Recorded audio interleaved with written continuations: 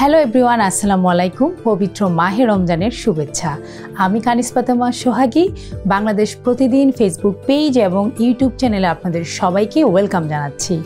আজকে আমি আপনাদেরকে করে দেখাবো পাইনাপেল অরেঞ্জ টুইস্ট। চলুন দেখি পাইনাপেল অরেঞ্জ টুইস্ট তৈরি করতে আমাদের কি কি উপকরণ লাগছে। এখানে অরেঞ্জ নিয়ে নিয়েছি একটি, pineapple, rock salt, black pepper, sugar, fresh পুদিনা পাতা আর নিয়ে নিয়েছি ঠান্ডা পানি। প্রথমে আমি পাইনাপেলটা কিউব করে কেটে নিব। আমাদের এই ড্রিঙ্কসটি কিন্তু ভিটামিন সি এ ভরপুর।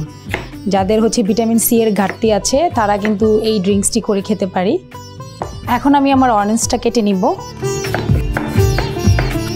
যেহেতু আমি এটা ভীষণ ব্লেন্ডারে ব্লেন্ড করে জুসটা বানাবো, সেই ক্ষেত্রে আমার অত ছোট ছোট কিউব করা লাগবে না। আমি একটু বড় বড় করে স্লাইসগুলো নিব।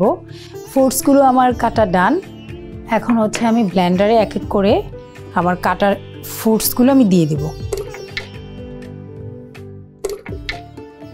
এখানে আমি রক সল্ট দিয়ে দিচ্ছি হাফ চা চামচ পরিমাণে, ব্ল্যাক পেপার দিয়ে দিচ্ছি হাফ চা চামচ পরিমাণে, আর এখানে আমি সুগার দিয়ে দিচ্ছি 1 টেবিল চামচ পরিমাণে।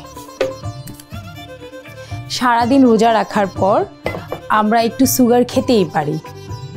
আর এখানে দিয়ে দিচ্ছি পানি। এটা ঠান্ডা পানি, সাথে চাইলে আপনারা আইসও দিতে পারেন। আর আমরা যারা খুব হেলদি ওয়েতে যদি খেতে চাই সেই ক্ষেত্রে আমরা হানি ইউজ করতে পারি। এখানে আমি হানির বদলে আমি সুগার নিলাম। এখানে আমি ফ্রেশ পুদিনা পাতা দিয়ে দিচ্ছি। এখন আমি এটা ব্লেন্ড করে নিব। Pineapple juice ready. এখন আমি এটা সার্ভ করে নিব। আমি এই গ্লাসে এটা পরিবেশন করে নিব। এটা ঠান্ডা ঠান্ডা আইস দিয়েও পরিবেশন করতে পারেন। সারাদিন রোজা রাখার পর এই ড্রিঙ্কসটি অবশ্যই বাসায় বানিয়ে খাবেন। এটা আমাদের হেলথের জন্য খুবই ভালো। আমি এখানে গার্নিশিং করে দিচ্ছি। প্রিয় দর্শক, দেখলেন আমাদের পাইনাপেল অরেঞ্জ টুইস্ট রেডি।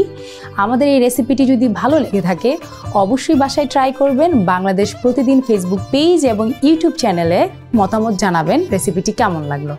ভালো থাকবেন, সুস্থ থাকবেন। আল্লাহ হাফেজ।